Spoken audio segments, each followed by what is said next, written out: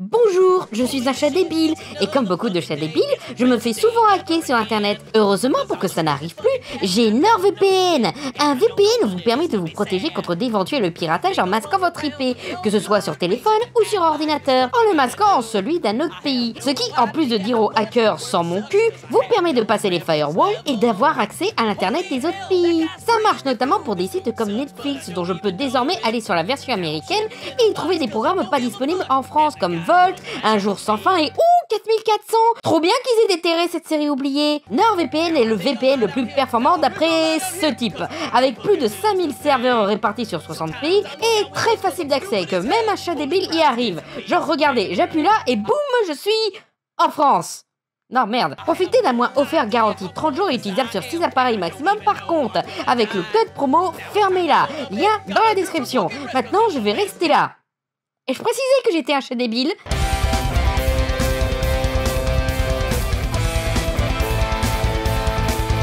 Les catastrophes industrielles sont des sujets passionnants, même si t'es pas fan ou un gros cinéphile ou quoi. Suffit de voir la fascination que les gens ont pour les films Deadwood, The Room ou même Justice League. Parce que, cinéphile ou pas, il y a quelque chose d'universellement fascinant dans les histoires de ratage motivées par l'ego, l'accident industriel, l'humiliation publique et les regrets de projets passionnants. C'est comme voir un accident de voiture au ralenti. C'est assez malsain quelque part, mais selon la façon de l'amener, ça peut être une analyse constructive qui permet d'apprendre des erreurs du passé. Et un des meilleurs exemples récents est bien sûr Cats. Que dire sur Cats, ce qui n'a pas été dit un milliard de fois? Pour être honnête, je ne participais pas au bâchage du film à l'origine. Je voyais des problèmes, bien sûr, mais en général, je me disais que le film pouvait être bien. Certes, les personnages sont... Yerk. Mais comme en comparaison on avait Sonic le Hérisson qui allait sortir aussi et qui était encore plus vomitif et qui même avec le design corrigé je trouvais la texture, la mise en scène et l'ambiance moins bien travaillées que dans Cats, qui arrivait quand même à faire quelques jolis jeux de lumière et des beaux plans, je restais à peu près confiant. Mais ouais... Le film est à chier. Je vais pas parler du plan cinématographique, artistique, adaptation mal pensée avec une mise en scène encore plus fixe qu'une version filmée de la comédie musicale d'origine, l'intention de réalisme insensée pour une œuvre qui se veut si fantaisiste et stylisée, l'ego trip de ce film qui visait l'Oscar. Non, sérieusement, les mecs visaient l'Oscar. Non, pour ça, je vous conseille la vidéo de Lindsay Ellis sur le sujet qui explique parfaitement pourquoi Cats est un film raté. Mais je vais me focaliser sur un point qui, plus j'y pense, plus m'énerve, les effets spéciaux. Tout le monde critique les effets spéciaux de Cats. Tout le monde. C'est limite devenu un défi Twitter. Combien de temps tu peux tenir sans avoir un traumatisme? Peux-tu survivre à la scène des cafards?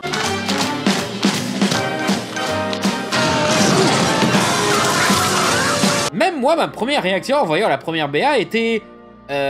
ils sont pas finis les effets spéciaux, on est d'accord. Et ce bad buzz a pris une telle importance que le film a dû inaugurer le premier patch graphique pour un film car les FX étaient limite buggés lors de sa sortie. Et a dû assumer son image de film aux effets spéciaux moches jusqu'à arriver à... ça. As cast members of the motion picture Cats, nobody more than us understands the importance of good visual effects.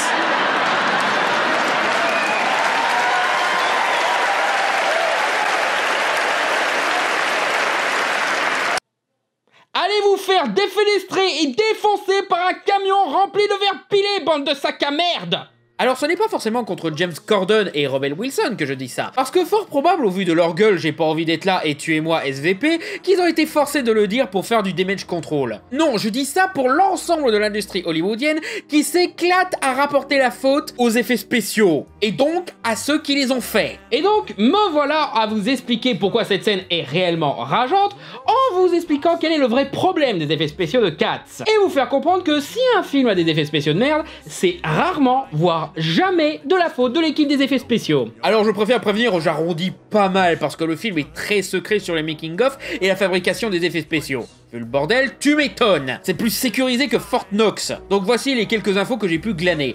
Déjà, il faut savoir que plusieurs boîtes d'effets spéciaux ont bossé sur Cats, parce qu'Hollywood aime bien répartir les tâches à différentes équipes d'FX pour gagner du temps. Par exemple, pour un film comme Avengers, 14 boîtes ont été appelées, notamment ILM pour s'occuper de Hulk et Weta Digital pour s'occuper d'Iron Man. Pour Cats, le groupe Technicolor SA, qui a épaulé la production visuelle du film, a réparti la tâche entre deux de ses filières d'effets spéciaux. La première étant Milfilm, qui a travaillé entre autres autres sur des films comme Gladiator, qui leur a valu un Oscar, Bumblebee, et des séries comme Doctor Who et Merlin. Et la deuxième étant MPC Vancouver, qui a notamment travaillé sur le film Sonic. Miaou. Mais ils se sont surtout occupés de films avec de bien meilleurs effets spéciaux comme les Harry Potter, les remakes du Livre de la Jungle et du Roi Lion, Blade Runner en 2049, l'Odyssée de Pi, les Gardiens de la Galaxie, Watchmen, Man of Steel, Détective Pikachu et Game of Thrones. Donc pas des nuls en vrai. D'ailleurs, MPC Vancouver a fermé ses portes Noël dernier. Ils ont juste eu le temps de faire la nouvelle version de Sonic avant de faire faillite. Leur chant du cygne a une drôle de gueule, les pauvres. Les studios d'effets spéciaux ont énormément de talent. On a tendance à l'oublier parce que les réalisateurs, les acteurs et les producteurs occultent tout le temps leur travail pour pouvoir se mettre en plein dans le feu des projecteurs. Ils n'ont pas le succès qu'ils méritent. Alors le salaire... Un nombre incalculable d'artistes qui travaillent d'arrache-pied, sans reconnaissance, pour faire le meilleur travail possible, c'est presque impossible que les effets spéciaux pourris soient de leur faute. Seulement, même eux, ils peuvent rien faire quand tu leur donnes une base de merde. Dans la première BA, il y avait un truc qui me titillait. Une supposition sur la technique employée pour modéliser les personnages. Est-ce que le film emploie de la performance capture? Et au vu des making-of, j'ai eu confirmation que non. Ils n'utilisent pas de la performance capture, mais une sorte de motion capture avec pas assez de points de repère sur les costumes. On dirait une parodie de motion capture, genre ce qu'on voit dans Gamer, vous voyez? Pour ceux qui sont pas familiers avec le monde des effets spéciaux, la motion capture est, comme le nom l'indique, la captation de mouvement via un costume avec des capteurs, généralement utilisés sur le plateau de tournage pour retranscrire ce même mouvement sur un personnage en synthèse et aider l'équipe de tournage à situer l'action dans l'espace. C'est une technique limitée mais suffisante pour des créatures au visage entièrement animé à la main. Pour des personnages dont l'acteur doit donner une performance en jouant la créature, qu'il doit jouer avec son visage et tout, l'idéal est la performance capture. C'est un peu le même principe que la motion capture, sauf qu'on rajoute des capteurs beaucoup plus détaillés sur le visage et un casque avec caméra autour de la tête pour capter le moindre détail du visage de l'acteur qui joue pour parfaitement le modéliser en 3D, ce qui donne César, les Na'vi et Thanos entre autres. Donc vous comprenez en quoi un film reposant énormément sur la performance de ses acteurs qui jouent des créatures de chats anthropomorphiques se tire une balle dans le pied en faisant de la motion et non de la performance capture. Alors un truc plus archaïque que la motion capture, parce que du coup, les mecs doivent créer un visage de chat anthropomorphique en 3 dimensions, en n'ayant que 2 dimensions, celle qu'apporte la caméra avec laquelle on tourne le film. Donc ils ont toute une donnée manquante, ce qui donne cet aspect effet rajouté par-dessus, face swap, application Instagram qui rend les visages si horrifiques, et qui dans certains plans donne l'impression que le menton des personnages se fond avec le cou. On dirait qu'on a arraché le visage des mecs et que leurs fantômes hantent des corps de Furies là. Parce qu'ils ne pouvaient pas recréer le visage en 3D pour le rendre plus réel et en accord avec le reste du corps de ces créatures. Ils se retrouvent à devoir donner de la profondeur sur des images plates. Et pas seulement plates dans le format, non, plates aussi dans la mise en scène. Et c'est pas juste les visages le problème, t'as aussi certains vêtements et les colliers qui nagent sur les corps des personnages parce que les mecs n'avaient aucun repère pour bien placer ces accessoires. Donc ils ont dû faire à la main. Ou encore les pieds qui, si tu regardes bien, donnent souvent l'impression de flotter au-dessus du sol, qui est un peu emmerdant pour un film reposant sur des numéros de danse. Et attends une seconde. Est-ce que les oreilles de ce chat traversent son chapeau? Non mais là c'est pas possible, on est au niveau de Ruby saison 1 là. Après, je ne dis pas que la performance capture est à toute épreuve. Sonic, par exemple, son design moche d'origine, est dû à l'emploi de performance capture pour recréer le visage de l'acteur Ben Schwartz, pas forcément une mauvaise idée, mais utilisé d'une façon à rendre le visage de Sonic plus humain, d'où la mocheté de son design, là où le faire entièrement animé le rend déjà plus propre. Et utiliser la motion capture n'est pas forcément une mauvaise idée, même pour un film comme Cats. Les personnages ont été créés un peu de la même façon que Davy Jones dans Pirates des Caraïbes, et ce film a maintenant 14 ans et est bien mieux que Cats, un film sorti l'année dernière. Bon, faut dire, les Pirates des Caraïbes ont été faits à une époque où la performance capture était encore une expérience de Robert Zemeckis avant que James Cameron ne la perfectionne avec Avatar, donc La barre est tombée dans des profondeurs abyssales encore insondées. S'il y a une personne qui peut y descendre et la remonter, c'est bien moi. le problème n'est pas l'outil ni ceux qui l'utilisent, mais comment utiliser cet outil. Cats en motion capture, ça l'aurait fait s'ils animaient entièrement le visage des personnages en post-prod. Davy Jones ne garde du visage de l'acteur Bill Nighy que les yeux et la bouche. Yeux et bouche qui étaient maquillés en plus de lui mettre les capteurs sur la tronche. Mais le reste est entièrement refait. Même le Seigneur des Anneaux, t'avais à la fois Andy Serkis en spandex moche sur le plateau, puis on refait les scènes en motion capture en studio pour avoir un maximum d'informations sur son jeu et ses interactions, puis les animateurs ont complété l'animation du visage à la main en se basant sur les enregistrements. Mais Cats, non, ils ont juste le visage et posent à peine une texture moche. Et très franchement, En prenant ça en compte, l'équipe des effets spéciaux mérite plus de reconnaissance. Parce que, ouais, c'est moche, mais sachant ce qu'ils ont dû faire avec ce qu'on leur a laissé, c'est impressionnant. Ils ont dû en chier pour que ce soit aussi, entre guillemets, bien. Et là, vous allez me poser la question évidente, pourquoi ne pas l'avoir fait en performance capture du coup? Ils ont merdé l'équipe des effets spéciaux s'ils n'ont pas pensé à prévenir à l'équipe de tournage qu'il fallait utiliser de la performance capture. Sauf que le choix de l'outil sur le tournage, c'est une décision de réalisateur et de producteur. Bon, faut être aussi con qu'un producteur pour prendre de la motion capture et faire toute une com où tu appelles cette technique répandue sous le terme Digital Fur Technology pour te donner un air révolutionnaire. Même la fourrure, elle a des années de retard comparée aux autres films gérés par MPC. Elle est à peine au niveau de Sully dans Monstres et compagnie, quoi. Sans plus le fait que dans une comédie musicale comme Cats, avec beaucoup de danse acrobatique, fort probable que le réalisateur Tom Hooper ait décidé de virer les tenues de performance capture,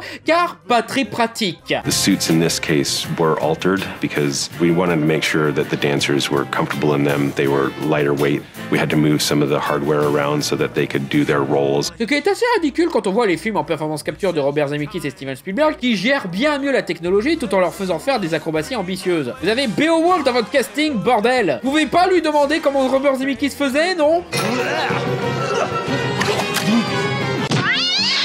Encore une fois, je n'ai pas trouvé de confirmation de ce que j'avance parce que ils ont un peu honte de ce foutoir. Et on les comprend, même les équipes des effets spéciaux, s'ils s'expriment là-dessus et qu'ils se font choper, ils vont avoir des ennuis avec Hollywood. Mais faut dire, c'est la seule explication qui donne sens à cette ego trip de célébrités, insistant pour avoir leur visage à l'écran et n'ayant pas vraiment de qualification pour la performance capture. La compétence de Tom Hooper dans le domaine des effets spéciaux, rapportée par pas mal de spécialistes qui ont vidé leur sac sur leur mauvais traitement durant la fabrication de ce film. Et la tendance de Tom Hooper à avoir des idées handicapantes. C'est le mec qui a tenu à ce que les chansons des Misérables ne soient pas préparées en post-prod et chantées sur le plateau en playback, mais chantées devant la caméra. Ce qui amène à des catastrophes comme une mauvaise gestion du son, un Russell Crowe qui est déjà pas un super chanteur de base mais qui est encore pire sous de telles conditions, et une véritable torture pour des actrices comme Anna Thaoué qui se retrouvent à chanter en une prise l'entièreté d'une chanson, demandant une honte montée de la voix assise. Essaye de chanter avec le ventre comprimé par la position, connard! Ouais, tu m'étonnes qu'elle est crédible pour jouer la souffrance dans cette scène. Je crois que même Guantanamo n'ose pas celle-là. Ouais, donnez-lui un Oscar, là ça devient du dédommagement, là. Donc ouais, vous me voyez venir avec mes gros sabots. Si le film est aussi moche, c'est à cause de Tom Hooper. Lui et des producteurs assez cons pour croire qu'il était un bon choix pour réaliser Cats. Jouer avec les limites des effets spéciaux est surtout une question de mise en scène, d'astuce et de style. Pourquoi un Jurassic Park vieillit mieux qu'un Retour de la momie? La façon de filmer ces effets spéciaux. Les dinosaures de synthèse sont éloignés, permettant de planquer les limites des textures simplistes, là où le roi scorpion est en gros plan dans sa gueule bien éclairée, permettant de voir l'aspect plastique de sa texture et le cartoonesque de ses expressions faciales. Donc forcément, Tom Hooper, qui a un fétichisme sur les très gros plans sur le visage des acteurs, pour se focaliser sur la pure performance, déjà démontre ses limites de metteur en scène, mais aussi quand le film repose sur beaucoup d'effets spéciaux, t'as intérêt que les effets spéciaux soient soignés si tu veux pas rendre le film désagréable à l'œil. Ouais, on voit la morve! Tu peux enculer cette épée? Et à force de donner des bâtons dans les roues des équipes des effets spéciaux, genre en ne faisant pas le film en performance capture, en imposant le fait que le film doit garder le visage des acteurs, que les personnages ne doivent pas porter des costumes comme dans l'original et doivent avoir un vrai corps de chat, rendant des scènes reposant sur la possession de manteaux horribles, genre elle vient de se dépecer là, on est d'accord. Que le film doit être le plus réaliste possible au point de demander d'étudier des chats faisant les mêmes actions que les personnages de Cats. Mec, les chats ça danse pas, ça fait pas des tours de magie, ça chante pas, et ça n'a pas de manteau. Allez Minou, fais-nous de la magie. Montre-nous comment on fait de la magie chez les chats, allez, montre-nous. Il est con ce chat. Et ben du coup, oh surprise, tes gros plans montrent la mocheté de tes effets spéciaux. Et encore, j'ai pas parlé de la catastrophe qui a fait le tour d'internet, atteindre le point de réalisme absurde amenant au trou de balle visible à l'écran. Oui, Tom Hooper a voulu rendre Cats, une comédie musicale stylisée basée sur un concept enfantin et fantaisiste, tellement réaliste qu'on fout des trous de balles visibles aux personnages, ou des taches sombres dans l'endroit où devrait se trouver leur trou de balle selon les sources. Dans les deux cas, c'est une idée tellement cliniquement con que l'hashtag Release the Butthole Cut, sortez la version trou du cul, est vite devenu tendance sur Twitter. Juste parce que les gens voulaient rire d'à quel point les gens qui ont fait ce film sont encore plus cons que de vrais chats. Et c'est sans parler des autres décisions artistiques pourries qui ont rendu les effets spéciaux moches, genre Macavity, qui n'a pas de couleur noire comme un chat, mais a la couleur de peau de l'acteur Idris Elba, donnant l'impression qu'il est à poil là. en plus d'être une abomination de Frankenstein. Ou encore les souris et les cafards de la scène du Goumoucha. Dans la comédie musicale originale, c'était juste des chats figurants qui se déguisaient avec des ordures du coin. Mais Tom Hooper en a fait de vraies souris et des cafards anthropomorphiques. Ce qui donne... Pourquoi ce sont des gosses? La scène est déjà glauque, mais dans le contexte où elle force des gosses à s'éduquer sinon elle les bouffe, c'est pire. Les effets spéciaux ratés sont ratés à cause de l'architecte et des commanditaires, pas à cause des ouvriers. Comme je l'ai expliqué, MPC avait bossé sur Le Roi Lion et Détective Pikachu. On peut discuter sur la qualité de ces films, surtout Le Roi Lion, mais là on voit que MPC était vraiment capable de faire un travail impressionnant et en accord avec le style du film, rendant honneur à ce que les réals ont voulu accomplir, que ce soit une vraie histoire touchante ou un fétichisme du réalisme contre-productif. Si un film comme Sonic ou Cats est moche, c'est parce qu'ils avaient de mauvaises idées, comme changer les designs stylisés pour les rendre plus réalistes, forcer un aspect live action, ne pas utiliser les bons outils, et j'en passe. Un film Cats aurait mieux marché avec une autre technique et un autre style. À une époque, le film devait être adapté en film d'animation par Amblin, le studio de Steven Spielberg qui avait déjà fait les 2 premiers films Fievel et Le Petit Dinosaure. Et ça aurait été 1000 fois mieux. Une adaptation qui assume que les costumes sont des costumes, que ce sont pas censés être des vrais chats, ça aurait été mieux. Un film entièrement performance capture comme le Pôle Express aurait été plus consistant visuellement. Même un film utilisant des maquillages genre comme dans Doctor Who,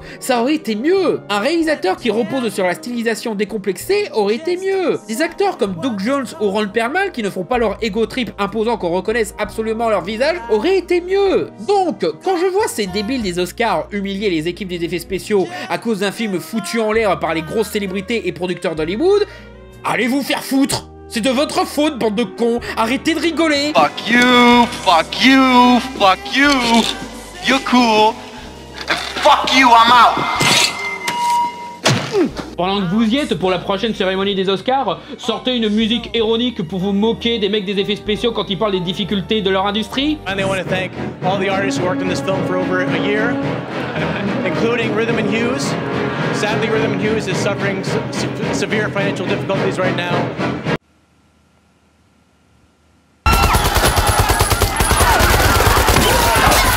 Assumez votre merde au lieu de reporter la faute aux autres. Les mecs ont fait de la merde uniquement parce que vous leur avez demandé de faire de la merde. Vous étiez juste trop con et égocentrique pour vous en rendre compte. C'est l'histoire du prince qui commande un palais en chocolat dans Charlie et la chocolaterie. Si le truc a fondu, c'est pas de la faute de Willy Wonka ou de son chocolat. C'est ta faute parce que t'as voulu habiter dans un palais en chocolat, du con. Qu'est-ce que tu croyais qu'il allait se passer? C'est le discours typique des cuistres. Si ça marche, c'est grâce à moi. Si ça marche pas, c'est à cause de ceux à qui j'ai demandé de le faire. Les équipes d'effets spéciaux méritent plus de respect. Et dans un projet qui fonce droit dans le mur, il est important de les écouter. Car peut-être que les mecs des effets spéciaux s'y connaissent mieux que toi en effets spéciaux.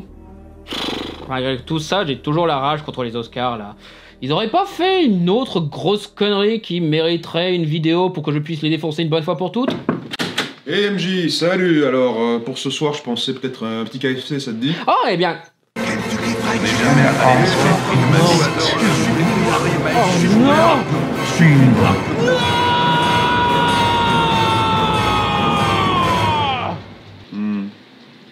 Burger King? Merci d'avoir regardé cette vidéo, n'hésitez pas à liker, partager, commenter et vous abonner. Et si vous voulez soutenir l'élaboration et l'amélioration de mes vidéos, vous pouvez déposer un don sur mon Tipeee ou participer gratuitement à mon Utip, lien dans la description. Merci encore pour votre soutien et à bientôt sur Fermez-la.